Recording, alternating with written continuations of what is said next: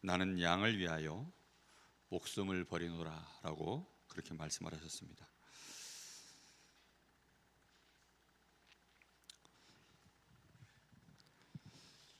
우리 주님께서 우리를 위하여 목숨을 버리셔서 우리가 새 생명을 얻은 줄 믿습니다. 예수님은 그냥 내가 너희를 위하여 생명을 줄 거야, 야 내가 너를 생명 바쳐서 사랑해, 어떤 그런 상징적인 말을 하신 것이 아니라 실제로 생명을 우리에게 주셨습니다. 그래서 우리를 위하여 생명을 버리셨기 때문에 우리가 새 생명을 얻은 줄 믿습니다. 우리가 새 가족들을 만나면 그 새 가족들을 바라볼 때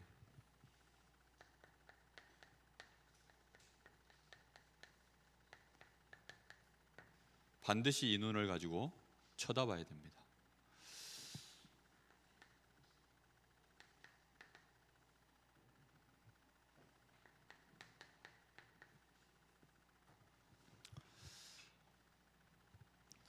오늘 감사하게도 우리 변수현 집사님 그 친정 어머니께서 교회를 처음 오셨습니다. 평생 사시는 동안 교회를 오늘 처음 오신 거라고 합니다. 그 막내 동생이, 그러니까 그 성함이 황자 옥자 주자 되시는 황옥주 성도님이신데, 그 황옥주 성도님의 막내 동생이 이제 은퇴하신 원로 목사님이시더라고요. 그래서 삼척에서 목회를 하시다가 그렇게 이제 연세도 벌써 되게 젊어 보이시는데 50년생이시라고 하시더라고요. 근데 그 누나를 위해서 얼마나 많이 오랫동안 기도하셨겠습니까? 그래서 오늘 누나가 처음 교회를 가신다고 하니까 이제 혼자 가면 괜히 두렵고 뭐 낯서실까봐 응원차 오늘 목사님하고 사모님이 같이 오시고 이제 그렇게 오늘 예배를 드리셨습니다. 제가 그분을 처음 뵐 때 무슨 생각을 했을까요? 그분에게 이 생명이 이제 들어가야 되는데 생명이 있나 없나. 모든 관심은 어디에 있냐면 교회에 오셨기 때문이 아니라 그 이전부터 생명에 있는 거죠. 그래서 오늘 그분 위해서 기도해 달라고 하시길래 이제 제가 붙잡고 기도하면서 간단하게 이제 영접하는 기도를 간단하게 넣고 기도했는데, 주중에 이제 한번 가서 다시 한번 이제 만날 예정입니다. 가서 뭐 할 거냐면 정확하게 복음 전화 드리고, 그리고 예수 생명 그 속에 들어갈 수 있도록 그렇게 확실한 시간을 이제 가져야죠. 기도해 드리는데 정말 우시더라고요. 원래 그 연세에 잘 우실 수가 없는 연세인데 벌써 하나님이 얼마나 예배해 놓으셨는지 그 사모님도 우시고 그 우리 뭐 주변에 계신 분들이 다 같이 울어주시더라고요. 뭐 보니까 너무 감사한 거죠. 정말 한 생명이 돌아오는 것이 얼마나 귀한지를 아시니까 주변에 계신 분들이 같이 우시길래 아, 우리 교회가 확실히 이 복음이 뭔지 생명이 뭔지 아는 교회구나. 저는 그게 너무 감사했습니다. 이제 가면 이제 우리 황옥주 성도님 그 주변에 하나님이 또 누굴 예배해 놓으셨을까, 이제 그분도 만나지만 또 하나님은 그분의 인생 여정 속에서 하나님이 이렇게 연결해 놓은 또 귀중한 생명들이 있을 거 아닙니까? 그래서 그분들 또 이제 하나하나 찾아내고 기도하면서 그렇게 생명 운동이 계속 지속될 수 있도록 그렇게 가야 합니다. 우리는 교회 자체를 하나님이 왜 세우셨냐면 처음부터 생명 운동하라고 세우신 줄 믿습니다. 마가 다락방 교회를 세울 때, 마가의 다락방에 거기가 교회가 되어질 때 예수님이 주신 언약이 무엇이죠? 땅 끝까지 가서 이 복음의 증인되라는 것입니다. 성령이 임하시고 역사하시는 이유, 그리고 제자들에게 모든 민족에게로 가서 아버지와 아들과 성령의 이름으로 세례를 주고 내가 너희에게 가르친 모든 것들을 그 사람들에게도 가르쳐서 제자 삼으라, 그렇게 말씀합니다. 이걸 가장 잘 안 사람이 누구냐면 바울 사도입니다. 바울이 그래서 디모데에게 내 아들아, 너는 그리스도 예수 안에서 강한 자가 되라. 그리고 네가 많은 증인들 앞에서 내게 듣고 본 바를 또 다른 사람들에게 가르쳐라. 충성된 자들에게 가르쳐라. 그래야하면 그가 또 다른 사람들을 가르칠 수 있으리라.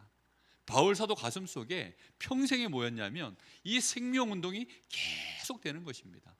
우리가 육신적으로 생명이 아니라 정말 예수 생명, 그 예수 그리스도 안에서 주신 이 생명이 우리 안에 계속되어야 되는 거죠. 사람들은 육신의 혈통을 이어가기 위해서 예전에는 뭐 씨바지도 하고 막 이랬었잖아요.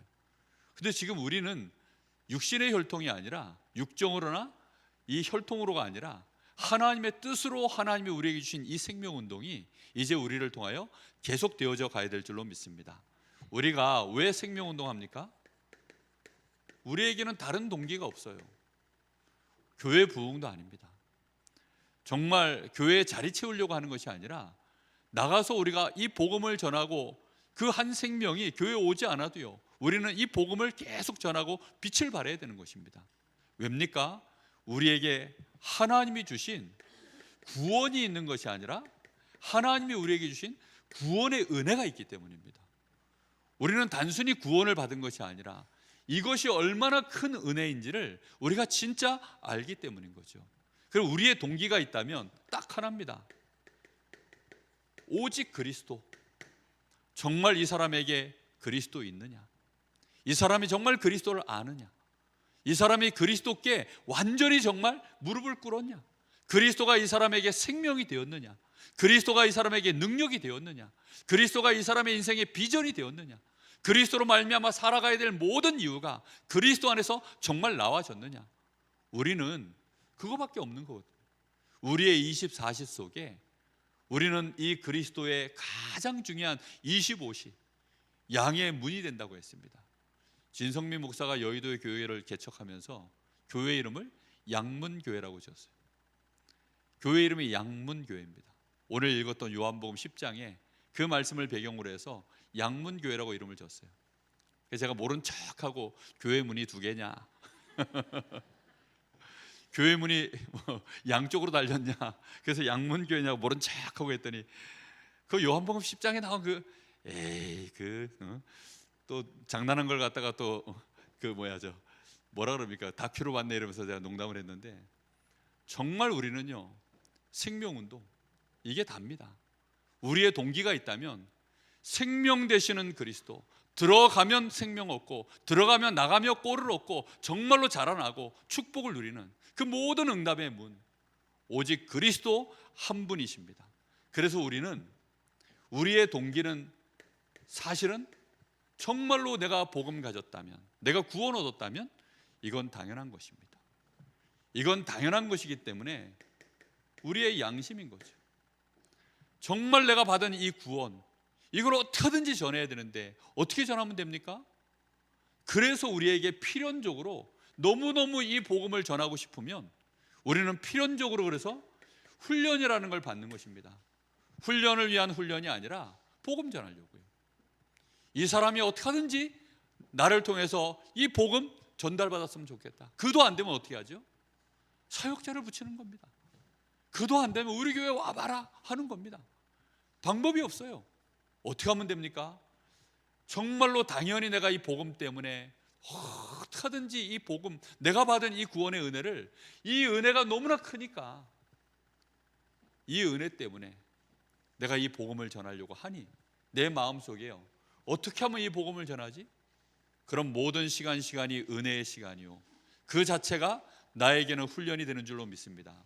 우리는 그래서 절대로 우리는 해야 될 게 뭐죠? 당연히 이 훈련 속에서 우리가 해야 될 것은 집중이 되는 것입니다. 집중이 되어질 수밖에 없어요. 어디에 집중됩니까? 그리스도요. 일생을 사는 동안에 그리스도께 집중이 안 된다? 그리스도가 희미해진다? 그거는 전도운동 안 하는 사람입니다. 생명운동 안 하는 사람입니다. 우리가 전도운동, 생명운동 안 하면 사실 그리스도만 계속 말하는 것은요 어려운 일이 되어집니다. 왜냐하면 교회 안에 다 그리스도인인데요, 그리스도에 대해서 이제는 다 아는데요.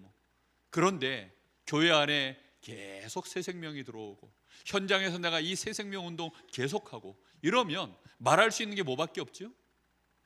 그리스도밖에 없어요. 교회는 생명 운동 끊어지는 순간 그래서 변질되기 시작하는 겁니다. 복음이 살살 희미해지는 거예요. 복음을 강조할 수가 없게 되어집니다. 왜냐하면 교회 안에 전부 이제는 프로 선수들인데요. 더 이상 얘기할 게 없어요. 그런데 생명운동을 계속한다면 그때부터 달라지는 것입니다. 요즘 그 소아과가 자꾸 없어지고 산부인과가 문을 닫기 시작한답니다. 왜죠? 생명이 없어지기 시작하니까. 생명이 없어지기 시작하니까 소아과가 점점 문을 닫고 산부인과가 점점 문을 없어지기 시작한답니다. 우리가요, 이 복음 생명운동 끊어지면 우리가 복음만 말할 수가 없는 환경으로 결국은 가버려요. 중세교회가 그래서 타락하기 시작한 겁니다. 계속 그리스도 때문에 핍박받고 그리스도 증거하고 하던 그 중세 시대가 드디어 기독교를 공인하고 나니까 누구나 이제는 교회를 다 와야 되는 시간표가 오니 전도가 희미해진 겁니다. 생명운동이 끊어져 버린 거예요. 그러니까 오직 예수를 말할 수 없는 시간표가 와버린 것입니다. 우리는 전도운동 끊어지잖아요. 그러면 그때부터 딴 얘기가 힘을 쓰기 시작합니다. 다른 게요, 힘을 쓰기 시작한다니까요. 그 자체가 타락입니다. 그러면 희미해진 만큼 그 자리에 다른 게 들어가야 돼요. 그래서 이제 복음이 다른 걸로 섞이기 시작하는 거예요. 복음이 이제는 섞이는데, 섞이고 나면 조금 지나면 어떻게 되죠? 이게 틀린 복음, 다른 복음으로 결국은 가는 것입니다. 우리는 계속해서 오직 생명운동, 이것 때문에 당연 필연 절대가 계속되어야 될 줄로 믿습니다. 이 일에 정말로 이 중심을 갖고 있는, 이 가슴을 갖고 있는 사람들을 하나님은 그래서 쓰시는 겁니다. 다른 사람을 쓰는 게 아닙니다. 하나님이 이 말을 알아들은 사람을 부르셨습니다. 그게 아브라함입니다. 네 씨로 말미암아 천하 열방이 복을 받겠다. 제가 WRC에 가면 저는 WRC 시간에 가능하면 아이들, 우리 랩런트들 만나서 포럼하고 상담하고 그 장을 계속 열어놓습니다. 한 번은 우리 팀장 아이가 왔어요. 저 수원 쪽에 있는 팀장인데 그 아이가 와가지고 저한테 물어보는 거예요. 딴 걸 물어보는 게 아니라, 목사님 왜 아브라함이 237 5천 종족으로 연결이 됩니까? 하더라고요. 아니, 아브라함이 왜 237 5천 종족이 되죠? 그래서 제가 물어봤습니다. 너 성경 좀 읽어봤냐? 잘 안 읽어봤대요. 그러면 아브라함의 이름 뜻이 뭔지 아냐? 모른대요.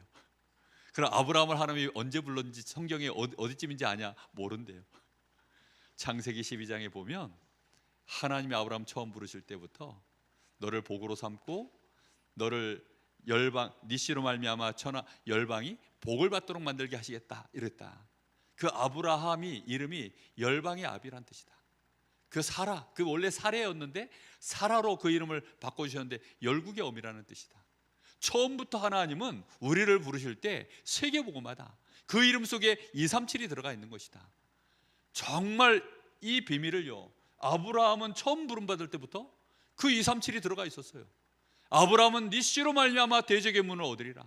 그 씨에 대한 비밀이요, 이삭을 통하여 이제는 이스마엘을 쫓아내버리고 이삭을 통하여 오실 메시아 그리스도, 이 언약 붙잡는데 하나님은 그에게요 축복을 쏟아붓는 것입니다. 우리는 다른 거 아닙니다. 모세 같은 이런 노인도요 80의 나이에 이 말을 가장 정확하게 알아듣는 사람이에요. 그래서 이 미션을 가지고 바로 왕에 가서 정확하게 말하고 장로들에게 가서 정확하게 이 미션을 그대로 전달할 수 있는 자, 중간에 헷갈리거나 섞이거나 양보하거나 물러서거나 자기 생각 집어넣거나 말고요, 정확하게 출애굽기 3장 18절에 그 언약 말씀 주신 그대로 가지고 가서 바로에게 가서 말하고 저 이스라엘의 장로들에게 가서 말하고 그걸 정확하게 가감없이 말할 수 있는 사람, 그게 모세입니다.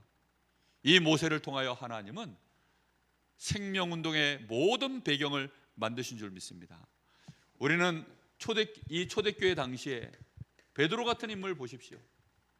그리고 바울 같은 인물들 보십시오. 베드로는 정말로 하나님의 은혜로 도무지 사도의 반열에 설 수 없을 것 같은 이런 인물이요, 우리 주님의 이 콜링을 받고, 이유가 없습니다. 주님이 콜링하면 소명을 받은 것 아닙니까? 그 소명 안에 이미 뭐가 들어있죠? 천명이 들어있는 것입니다. 그죠? 우리 주님이 이미 부르실 때 하나님의 천명이 그 안에 들어있는 거예요. 그러면 그 천명을 소명받은 자가 드디어 무엇으로 받아야 되죠? 나의 사명으로. 그래서 베드로는 3년 공생의 예수님과 함께하면서 예수님의 이 소명을 받고 그때로부터 자기에게 주신 하나님의 천명이 무엇인지를요 계속 예수님과 함께 다니면서 자기 동기, 야망, 숨은 계획 다 내려놓고 결국에는 이제 그 천명 앞에 무릎을 꿇고 하나님 앞에 사명으로 붙잡고 기도를 시작한 것입니다. 바울의 인생 속에 틀린 길을 달려가다가 틀린 열심으로 하다가 어느 날 드디어 참 복음 그리스도를 빛 가운데 만났습니다.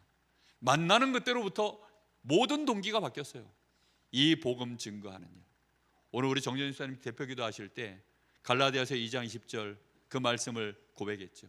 내가 사는 이유는 오직 내 안에 나를 사랑하사 나를 위하여 십자가에 못 박혀 죽으신 예수 그리스도를 믿는 믿음 안에서 사는 것입니다. 나의 달려갈 길과 주 예수께 받은 사명. 제가 목사 안수패 받을 때 목사 안수패 받을 때 성구를 뭘 써줄까 그러시더라고요. 그래서 거기다 뭘 써달라? 사도행전 2장 21절인가요? 20장 21절. 헷갈리네. 20장 21절 맞을 겁니다. 나의 달려갈 길과 주 예수께 받은 사명, 곧 이 은혜의 복음을 증거하는 일에 이 증거하는 일을 내가 마치려 하면은 나의 생명을 조금도 아까운 것으로 여기지 아니하노라.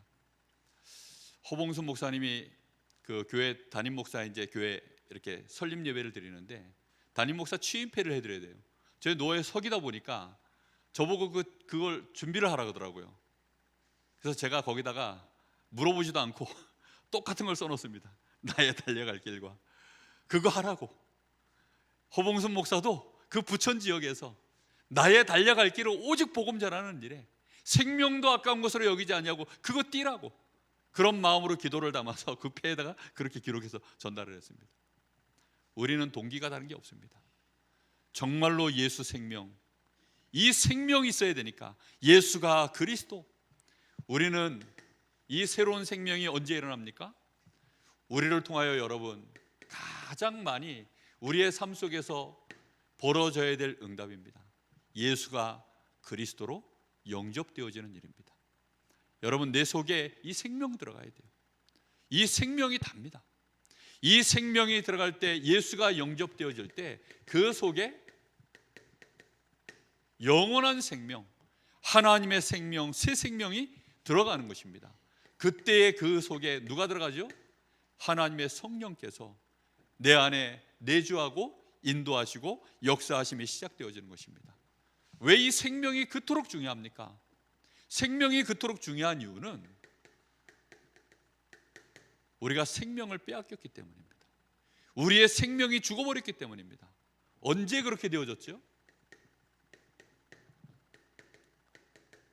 창세기 3장 사건, 이 창세기 3장 사건이 벌어지면서 그때 우리에게는요 이 생명이 끊어져 버린 것입니다. 늘 기억하십시오. 함께 할 때는 생명, 분리가 되어지면 죽음입니다. 생명의 근원에 함께하면 생명, 생명의 근원으로부터 끊어져 버리면 죽음. 딱 늘 기억하셔야 돼요. 우리의 생명은 하나님께 있기 때문에 하나님과 함께하면 생명이요, 하나님이 끊어져 버리면 죽음입니다. 물고기가 물속에 있을 때는 생명, 물고기가 물 떠나면 그게 죽음입니다. 그래서 우리는 예수 생명 내 안에 영접할 때 우리 안에 새 생명이 임하는 줄 믿습니다. 우리가 왜 예수 생명 전해야 됩니까? 이유는 하나밖에 없습니다. 우리 사람의 인간의 노력으로는 절대로 생명이 잉태될 수 없기 때문입니다. 인간의 노력으로는요 하나님을 만날 수가 없습니다. 사람들은 종교를 가지고 해보지만 안 되는 거죠. 우상을 섬겨도 안 되고 선행으로도 안 됩니다. 인간이 가지고 있는 그 어떤 과학적인 지식과 방법, 철학으로도 안 되는 것들이기 때문에 그래서 오직 예수 생명만 전하는 것입니다. 우리가 이 생명운동하는 일에 정말 하나님 앞에 집중해야 되겠습니다. 이번에 WRC 때 주신 말씀 24, 25 영혼에 대한 말씀을 또 주시는데요, 그 말씀을 들으면서요 이강대 류목사님이 이런 얘기 하시더라고요. 25시에 이 영역으로 들어서야 되는데 여기에 넘어서질 못한다. 그게 문제다. 그러니까 25시 안으로 들어 하나님의 영역, 하나님의 시간표, 하나님의 그 능력에 그 안으로 우리가 꼭 들어가야 되는데 그 안으로 들어가질 못한다. 그래서 문제다, 신자들이. 그게 무슨 말입니까? 여러분, 탈북하는 사람들이요, 목적지가 어디죠? 이 남한 땅에 들어오려고 탈북을 하는 겁니다. 탈북을 하는데 들어보니까 탈북해서 남한으로 성공적으로 들어오는 케이스가 20%가 채 안 된대요. 100명이 나오면 80명이 못 들어오는 거예요. 그냥 뭐 한 10명에서 20명 사이 그 정도가 겨우 들어온다는 겁니다. 그럼 들어온 사람들은 어떨까요? 한 80명의 사람은요, 남한 땅을 향해서 출발했지만, 북한을 탈출했지만 남한 땅에 못 들어왔어요. 그 사람들은 남한 땅을 알까요? 뭐 텔레비전으로 봤거나 뭐 어떤 뭐 여러 가지 자료로 봤겠죠. 근데 실제 대한민국에 들어와 보지 않고서는 이 대한민국에 대한 한이 생기지 않는 거예요. 내가 여기 딱 들어오고 나면 그때부터 어떨까요? 그럼 북한에 있는 자기 가족들, 자기 어머니, 자기 아버지, 자기 형제들, 자기 가족들, 자기 자녀들, 그 북한에 그냥 두고 싶을까요? 어떤 경우에도 무슨 수를 써서라도 남한 땅으로 데려오려고 하겠죠. 여러분, 24라는 것은요, 육신의 세계요 불신자의 세계입니다.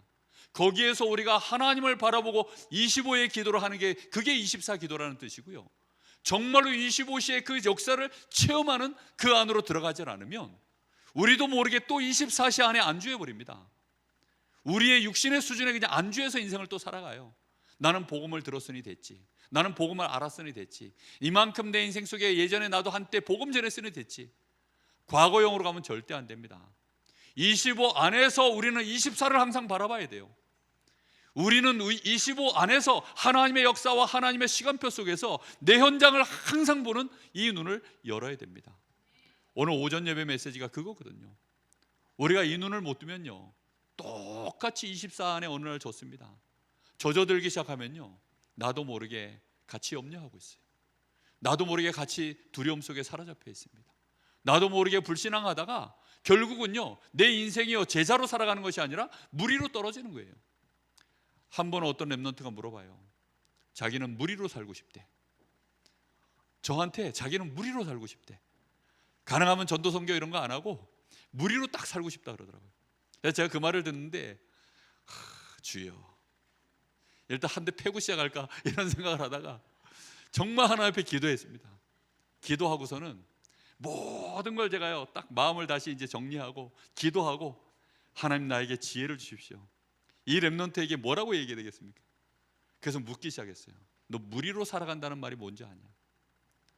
무리로 살아가는 거 얘기하더라고요. 적당히 주일날 와서 예배하고 은혜 받고, 그리고 뭐 나름대로 이제 또 자기의 삶 열심히 살다가 자기가 돈 벌면 뭐 전도 선교하는데 헌금하고, 뭐 그 정도면 되지 않습니까? 그 정도면 훌륭한 무리죠. 제가 다시 물어봤습니다. 동성애하고 저 트랜스젠더, 아예 수술을 해버린 동성애자와 이 트랜스젠더하고 누가 더 심각하냐? 누가 더 심각합니까? 똑같죠. 수준이 똑같은 거예요. 하나님이 정해놓으신 성 정체성에 따라 인생을 살아가지 않는 것은 결국 똑같은 겁니다. 무리로 산다는 게 뭡니까? 결국은 예수님께 열광하던 그 모든 무리들이요, 전부 나중에는 시간 지나니까 시간표를 따라 어떻게 했죠? 다 돌아섭니다. 다 돌아서서 결국은 하나님을 대적하는 자리로 가버리는 겁니다. 그게 무리입니다. 그게 무리다 라고 얘기했더니 생각이 바뀌나 보더라고요. 그런 게 무리라면 난 무리 안 하고 싶습니다. 이제 그런 게 무리라니까. 결국은 하나님을 대적하는 자리에 가는 거니까. 많은 사람들이요, 생명운동하지 않으면 결국은 제자의 삶을 살 수가 없고 전도자가 될 수가 없는 것입니다. 우리가요 정말로 생명운동하겠다 하면 그게 25의 하나님의 영역 아닙니까? 저 사람을, 내 가족들을 어떻게 하면 탈북을 시킬까? 그거 하나 때문에 모세의 마음속에 이 백성들이 지금 저 애굽에서 고통을 당하니 어떻게 하면 얘네들을 도와줄 수 있을까? 그러다가 애굽 사람 하나 때려 죽여가지고 살인자 된 거 아닙니까? 그 가슴을 아는 하나님이요, 모세를 잊지 않고 그를 통하여 출애굽의 역사를 이루신 줄 믿습니다. 우리는 이거 하나밖에 없어요. 저는 하나님 앞에서 기도하는 내용이 그겁니다. 우리 교회가요, 정말로 이거 하나 때문에 하나님은 세워놓은 교회 아닙니까? 처음부터 저희 교회는 정체성이 그렇게 시작되어졌기 때문에 하나님은 우리 안에, 그래서 성령으로 우리 안에 내주에 계시는 겁니다. 성령으로 내주에 계신다는 말이 뭡니까? 내 안에 예수 생명 임하는 그 순간에 하나님의 성령이 내 안에 들어오셔서 로마서 8장 2절, 그리스도 예수 안에 있는 생명의 성령의 법이 나를 어떻게 합니까? 죄만 끝나는 게 아닙니다. 뭐까지 끝나요? 사망의 법에서 나를 완전히 해방시켜버리는 일입니다. 이게 어마어마한 저주거든요. 정말 인생을 무너뜨리고 망가뜨리는 모든 원인이 죄와 저주 때문이에요. 집에 이 습기가 차면, 이 습기가 그냥 그대로 이 안에 머물러 있으면, 이거 습기 제거 못하면 교회 안에 어떻게 되죠? 곰팡이 씁니다. 그죠? 그러면 그 곰팡이가 이제 또 많은 문제를 또 일으키겠죠. 여러분, 교회 안에요, 정말로 그래서 집에 막 습기 제거하고 어떻게든지 막 습기 잡으려고 막 그렇게 하는 거 아닙니까? 죄를 잡아내지 못하면요, 인생이 무너집니다. 이 사망의 권세를 내가 벗어나지 못하면 그 사망의 권세 아래요, 사단이 계속 우리 인생을 누락질하는 것입니다. 우리가 예수 생명 내 안에 들어올 때 마태복음 1장 23절에 뭐라고 되어 있습니까? 그 이름을 임마누엘이라 하라.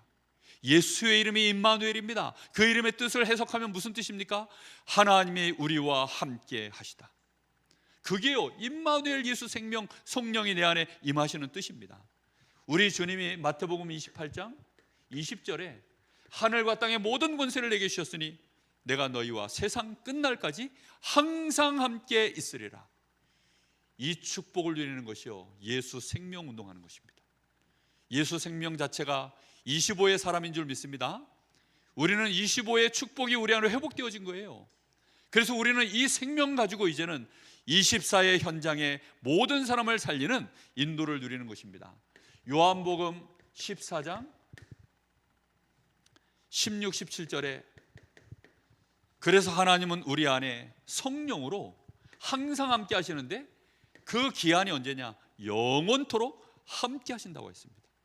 이 성령께서 우리를 인도해 나가시는 것입니다. 요한복음 14장 26절에 어떻게 인도하십니까?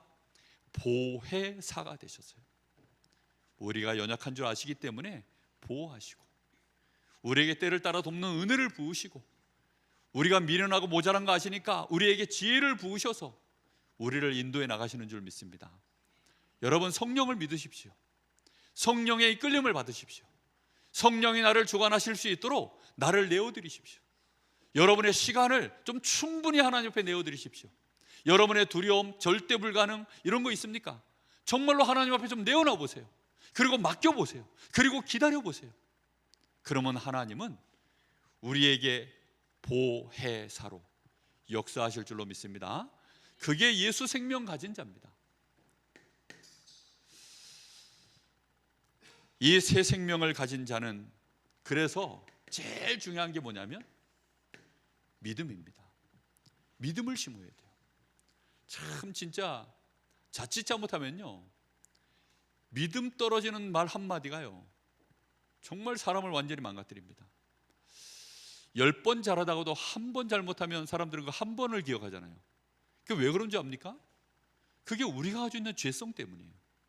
그러니까 우리가 육신이 약하기 때문에 우리도 모르게 육신 중심으로 불신앙의 말들은요 팍팍 꽂힙니다. 새 가족들에게, 나에게, 우리 자녀들에게 믿음을 심어야 될 줄로 믿습니다. 반드시 믿음을 심어야 됩니다. 믿음 자체가 우리 안에서 출발이 되어져야 돼요. 이 믿음이 우리에게서 출발되어지려고 하니까 뭐가 필요하죠? 에베소서 2장 8절 9절에 하나님의 은혜로 출발되어지는 것입니다. 너희가 그 은혜로 인하여 믿음으로 말미암아 우리가 구원을 받았다라고 되어 있습니다. 여러분 기도하셔야 됩니다. 그래서 내 자녀들에게, 우리 가족들에게 정말로 이 귀한 새 생명을 받은 새 가족을 위하여 기도해야 됩니다. 하나님의 은혜가 필요합니다. 정말로 이 사람에게 하나님의 은혜가 필요합니다. 은혜를 받아야 믿음이 생깁니다. 선물을 받아야 되는 것입니다. 이것은 누구로부터 시작되느냐? 요한복음 1장 13절에 보니까 이것은 혈통으로나 육종으로 시작되는 것이 아닙니다. 우리 사람이 막 몸부림친다고 해서 믿어지는 것이 아니라 오직 하나님께로부터 말미암느니라 라고 되어 있습니다.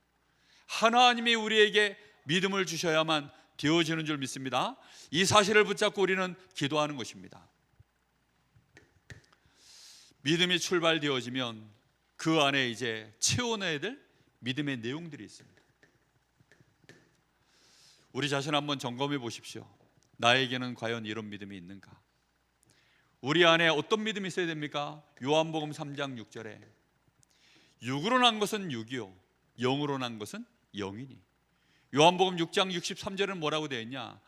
육신의 것은 무익하니 살리는 것은 영이니라 라고 되어 있습니다. 우리가 정말로 이런 영적 사실, 특히 하나님의 성령에 대하여 우리가 얼마만큼 실제적인 믿음을 이제 내용으로 갖고 있느냐, 이거 체험하도록 도와줘야 됩니다. 생명을 체험하고 생명이 자라나고 이 성령의 내주 인도 역사를 실제로 체험하는 데는 상당한 가이드가 필요합니다. 어린 아이들이 세상을 제대로 경험하려고 하면 누구의 도움이 필요합니까? 부모 도움이 필요합니다. 아이들이 책 한 권을 봐도요, 자기식으로 그냥 해석을 해버리는 경우가 많아요. 아이들이 어떤 영화 하나를 봐도요, 자기식으로 해석해버리는 경우가 많습니다. 그때 누가 가이드를 해주느냐, 누구랑 포럼을 하느냐, 거기에 따라 달라지는 거거든요. 적어도 우리 렘넌트들 마음속에 1년, 10년 이런 마음의 여유를 갖고 렘넌트들이 하나님의 인도를 받을 수 있다면 요셉처럼 저는 될 줄로 확신합니다. 다윗 같은 인물들이요, 조급하게 움직이지 않았거든요. 하나님의 역사는 반드시 진행 중, 하나님은 지금도 모든 역사를 이루어 가시는 중, 우리가 볼 때는 끝난 것 같아요.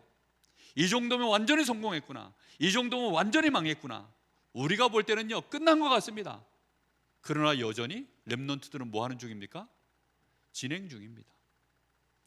렘넌트 사역을 제가 오래 해보니까요, 특히 대학생쯤 되면 애들이 이제는 거의 마무리 단계잖아요. 세상으로 나가기 위하여 뭔가 매듭을 져야 되는 나이들이잖아요. 그러다 보니까 애들이 마음이 조급해요. 조급해가지고 자기가 조금만 무너지면 목사님 저는 이제 안 될 것 같습니다. 자기가 자기한테 사형선고를 내려요. 그럼 제가 꼴밤 하나 딱 먹입니다. 너 나이가 몇 살이냐? 25인데요. 야, 25이면 아직 시작도 안 했어. 엘리야가 자기가 자기에게 사형선고를 내렸다. 막 저 갈멜산에서 이방 선지자 한 450명 날려버리고 난 이후에 그러고 나가지고 그 아합 왕과 그 이세벨이 이 엘리야 죽이겠다고 선전포고를 딱 하고 나니까 엘리야가 너무 두려움이 사로잡혀가지고 냅다 도망가가지고 로뎀나무 밑에 쓰러져가지고 자기가 자기에게 사형선고를 내렸다. 하나님 날 좀 죽이십시오. 날 좀 데려가십시오. 하나님은 아직 시작도 안 하셨습니다. 베드로가 예수님 부인하고 나서 저 자기 고향으로 돌아가 고기 잡을 때 스스로에게 이미 나는 이제 끝났구나, 분명히 그렇게 생각했겠죠. 양심이 있다면 아마 그렇게 생각했을 것입니다. 그런데 예수님은 그를 찾아오셨습니다. 우리는 기억해야 됩니다. 하나님의 역사는요 그렇게 단순하지 않습니다. 우리를 인격으로 대하십니다. 우리의 연약한 거 모자란 거 다 알고 그거와 함께 가실 수 있도록 우리가 좀 덜 미안하도록. 우리가 너무 미안하면요 빈대도 낯짝이 있다고 고개를 못 드는 거 하나님이 아시기 때문에 우리가 조금 덜 미안해질 수 있도록 긴 시간을 두고 우리를 인도해 나가십니다.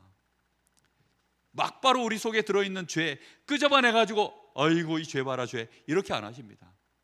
여정을 가면서 우리가 실수하고 모자라고 우리의 죄성이 드러날 때 그럴 줄 알았다 하고 짓밟는 것이 아니라 그때마다 보혜사가 되셔서 우리에게 다시 은혜를 주시고 우리를 보호하시고 힘주시고 우리를 복음으로 또다시 가르치셔서 일으켜 세우셔서 하나님의 것으로 하나님의 사람이 되도록, 하나님은 우리를 통하여 전도와 생명의 역사를 이루도록 인도해 나가시는 줄로 믿습니다.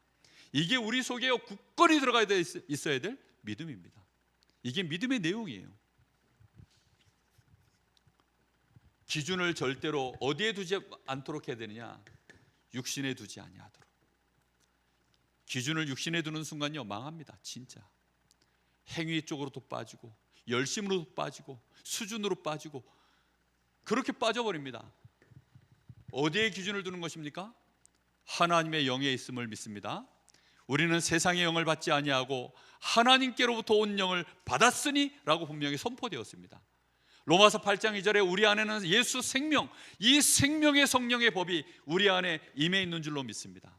그렇기 때문에 이 영으로 말미암아 우리의 신분이 바뀌었고 우리의 배경이 바뀌었고 우리의 삶의 모든 인도가 바뀐 것입니다. 믿음의 그러면 근거는 뭡니까? 우리가 믿을 때마다 이런 내용들을 내 것으로 내가 확실하게 붙잡아야 되는 그런 근거는 뭐죠? 그 모든 근거는 베드로전서 1장 23절 오직 하나님의 말씀으로 말미암느니라 그랬습니다. 오직 하나님의 말씀에 모든 근거가 있는 줄 믿습니다. 1장 23절에 이렇게 되어 있습니다. 너희가 거듭난 것은 썩어질 씨로 된 것이 아니요 썩지 아니할 씨로 된 것이니. 무슨 말입니까? 목사 아들이면 바로 구원받습니까? 썩어질 씨입니다.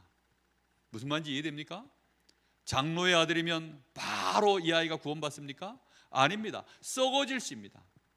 내가 열심히 수고해서 생명의 씨를 내 안에 심을 수 있습니까? 아닙니다. 다 썩어질 씨입니다. 무엇으로 됩니까? 썩지 아니할 씨로 된 것이니 살아있고 항상 있는 하나님의 말씀으로 되었느니라. 아멘. 특히 오직 주의 말씀은 세sek토로 있도다 하였으니 너희에게 전한 이 복음이 바로 이 말씀이니라 라고 되어 있습니다. 이 복음의 말씀, 그것이 우리의 믿음의 근거인 줄 믿습니다. 이거 붙잡고 승리하시길 예수님의 이름으로 축복합니다. 반드시 우리는 말씀에 근거해서 가는 것입니다.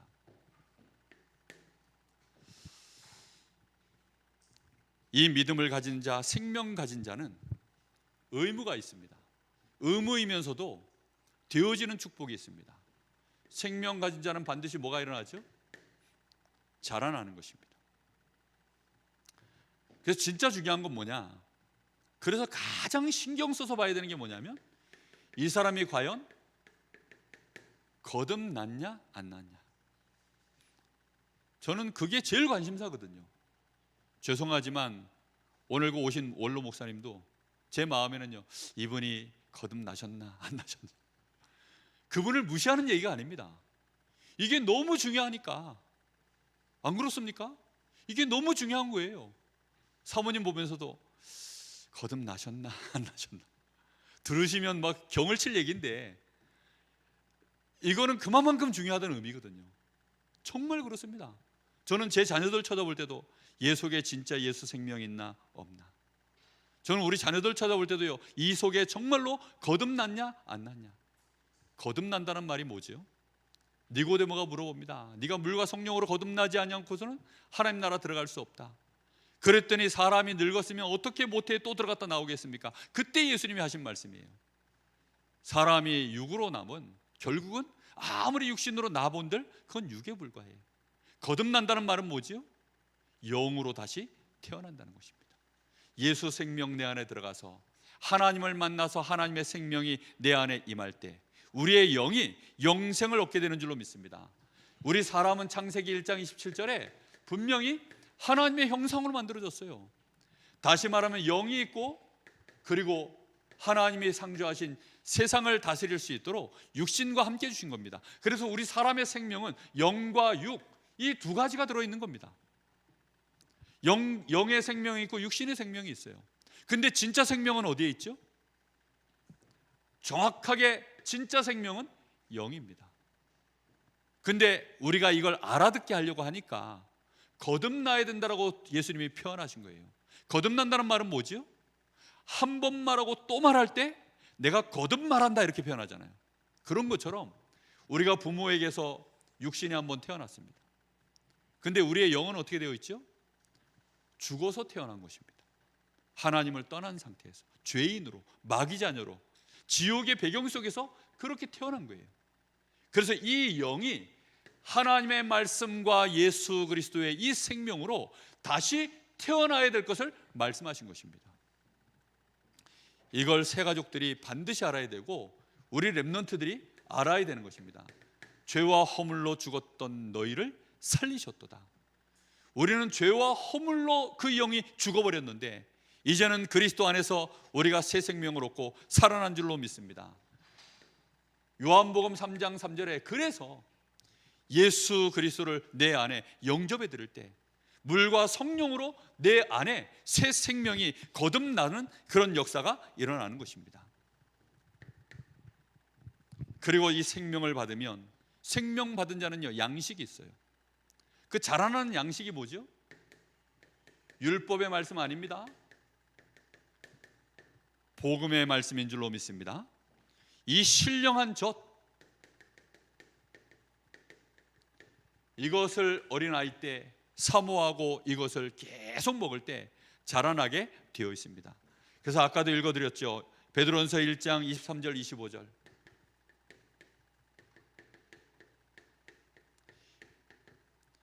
복음의 말씀, 이 복음의 말씀이 하나님의 말씀이요. 베드로전서 2장 1절 2절에 보면 그래서 너희는 이제 모든 악독과 모든 기만과 외식과 시기와 비방하는 말을 다 내버려라. 왜입니까? 너희는 이제 더 이상 마귀 자녀 아니니까, 너희는 죄의 저주 속에 있는 자들 아니니까 그런 것들 다 내버려 두고 이제 새 생명을 얻었으니 갓난 아이들 같이 순전하고 신령한 젖을 사모해라. 이는 그로 말미암아 너희로 어디에 이르도록 자라게 만드느냐? 구원에 이르도록 자라게 만드느니라. 여러분, 구원을 단판에 받지 무슨 과정이 있습니까? 단판에 받아요. 근데 우리에게 주신 이 구원의 축복이요 굉장히 넓고 깊고 이게 이 넓이 깊이 높이가요 어마어마합니다. 그래서 이 엄청난 구원의 축복을 내가 누릴 수 있도록 거기까지 자라나게 만드는 것이 복음의 말씀인 줄 믿습니다. 자라나야 됩니다. 예수 안에서 이 생명이 자라나 예수 능력 마음껏 증거하는 그런 증인 되어야 될 줄로 믿습니다. 자, 이렇게 되어져서 반드시 어디까지 가야 되느냐? 장성한 자까지 가야 됩니다. 히브리서 5장 14절.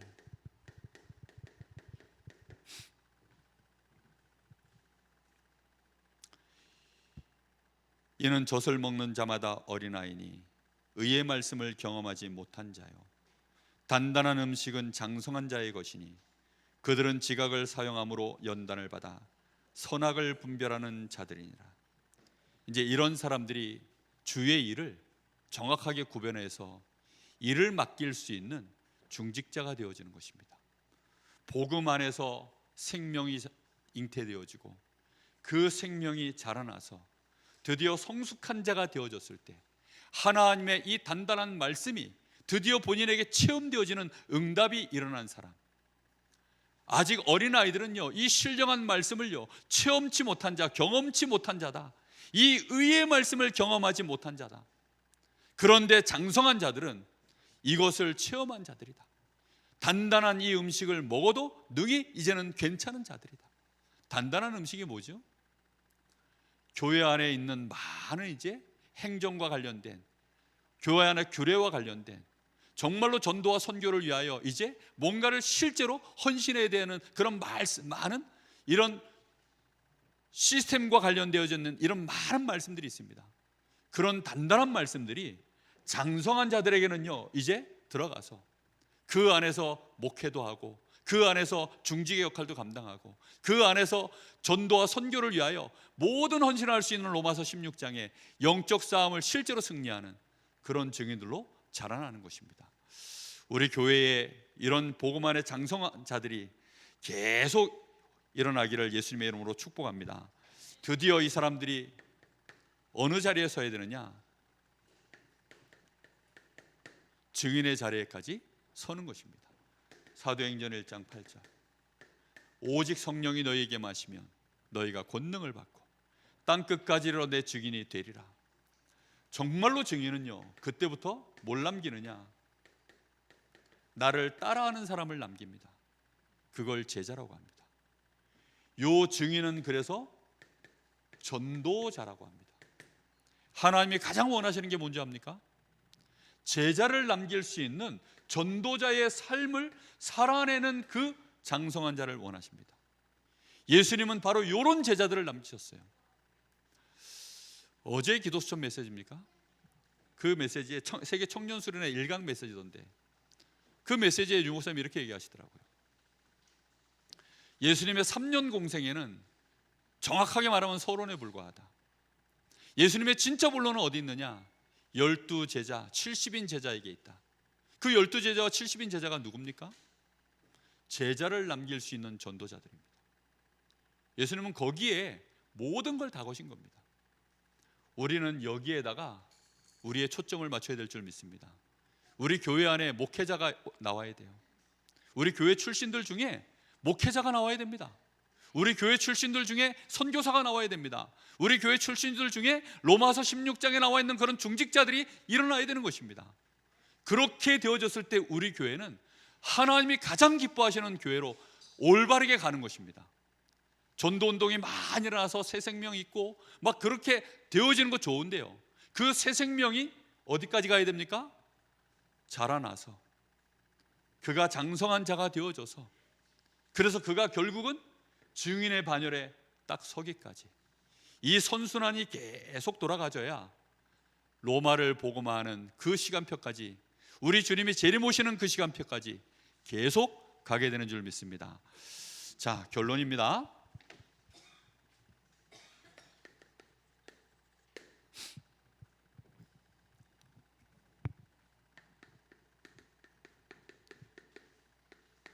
(25시의) 사람이 되라. 어떤 사람이 되라고요? 25시의 사람이 되라. 예수님이 부활하시고 난 이후에는요, 전부 이 말씀밖에 안 하셨습니다.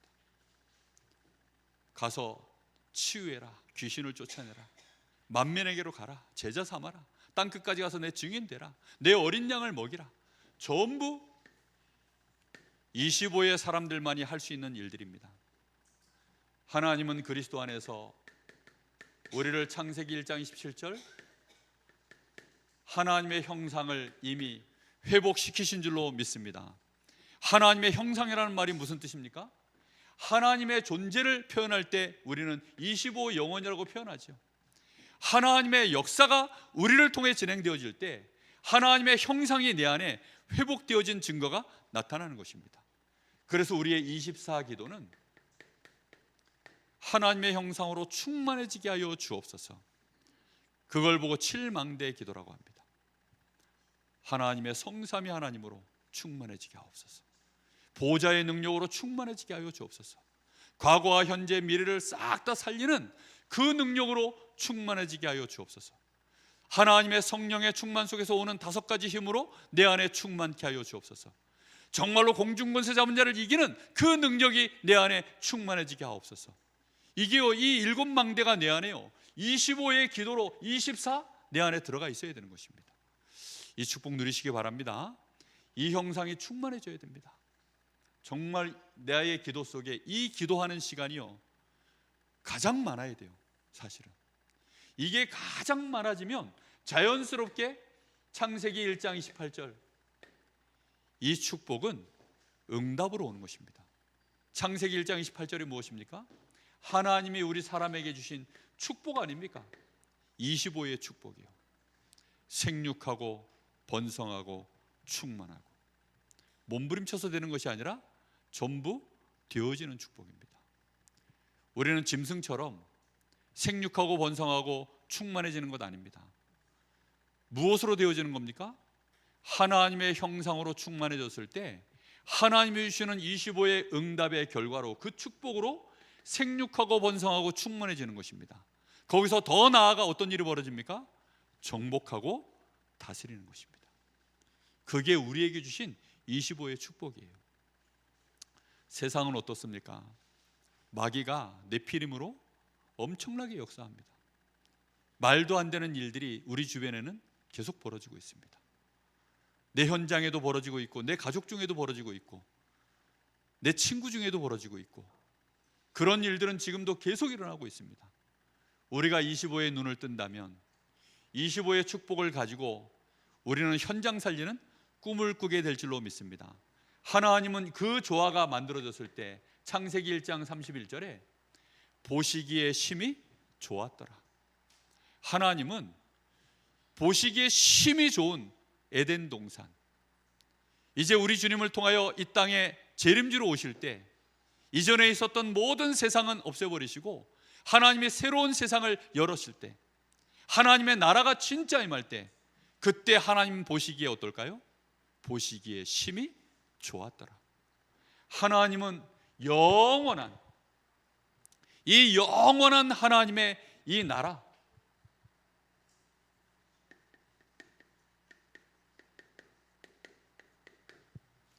이 축복을 우리에게 주시길 원하시는 겁니다. 그래서 우리는 영원의 작품을 남겨서 그것을 우리 후대들이 보고 유산으로 삼아 하나님의 나라 세세무궁토록 임하는, 하나님께서 정말로 보시고 심히 좋았더라 하는 그 작품을 주님 오시는 그날까지 남기는 그런 여정을 가야 될 줄로 믿습니다. 저는 오늘 우리 성가대 그 찬양 정말 감동 먹었습니다. 원래 찬양 사이즈가 큰데 그 찬양이 정말 큰 찬양이거든요. 근데 우리 성도들이 그 찬양을 우리 성가대에서 부르는 걸 보면서요, 와, 정말 저는 감동 먹었어요. 저 찬양을 어떻게 저렇게 잘하지? 여러분 그렇게 안 느끼셨어요? 저는 너무 은혜 받았거든요. 정말. 우리 교회가 정말 저력이 어마어마한 교회구나. 찬양이 살았다는 것은요, 하나님이 기뻐하시는 겁니다. 하나님은 우리의 찬양을 받기를 원하시거든요. 하나님이 가장 원하시는 그 가사가 그 안에 고스란히 담겨져 있어요. 하나님의 절대 계획이 그 안에 가득 들어 있습니다. 예전에 저 불렀던 저 복음송 중에 창문 두드리며 비가 오네, 눈물의 빗줄기. 그래서 어땠단 말입니까? 아니, 복음송 안에 그게 들어 있어요. 나는 도대체 이 찬양이 왜 무슨 찬양이야? 끝까지 다 불렀는데도 지금까지도 이해가 안 돼요. 그 가사를 제가 얼마 전에 네이버에서 한번 또 찾아봤습니다. 찾아봤는데 지금 봐도 이해가 안 돼요. 아니, 그걸 복음송이라고 저 어렸을 때 엄청 불렀거든요. 그냥 눈물의 빗줄기, 비가 오면요 그 노래가 생각나가지고 눈물의 빗줄기. 이문세의 빗속에서나 그거나 뭐가 다릅니까? 정말로 하나님이 원하시는 가사가요, 그 안에 가득 들어있는데 그걸 우리 성가대가 가슴에 딱 받아가지고요 웅장하게 부르는데 제 가슴이 터지는 줄 알았습니다. 정말 우리는 25의 사람, 하나님이 주신 이 생명으로 우리가 증인의 반열에 반드시 서야 될 줄로 믿습니다. 그래서 증인의 교회가 되어야 되고 우리 후대들이 증인으로 세워지는 그 자리에 설 수 있도록 아이들의 뜰, 기도의 뜰, 이방인의 뜰, 그걸 위한 금토일 시대 반드시 응답받아야 될 줄로 믿습니다. 우리 합심해서 같이 잠시 기도합니다. 하나님, 오늘 우리가 생명운동하는 이 일에 혹시 우리의 마음이 어떤 동기가 있습니까? 우리는 오직 예수만 말해야 될 이유가, 그것도 힘있게 오직 예수만 계속 말할 수밖에 없는 그 이유가 우리의 삶 속에 있습니까? 나는 예수만 말해야 되고 예수만 증거하고 싶은데 혹시 우리가 생명운동이 끊어진다면, 생명운동의 흐름이 약해진다면 우리도 모르는 사이에 타락한 것입니다.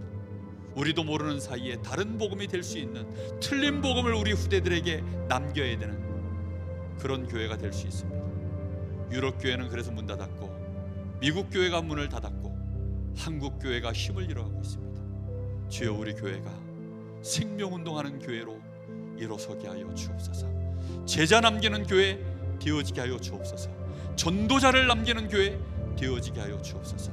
같이 기도하겠습니다. 살아계신 하나님, 참 감사를 드립니다. 오늘도 하나님, 저희들이 무덤에 누우신 예수 그리스도, 우리 주님이 십자가를 지시고 무덤에 누우실 때 우리를 위한 새 생명의 역사를 이루시려고 사망의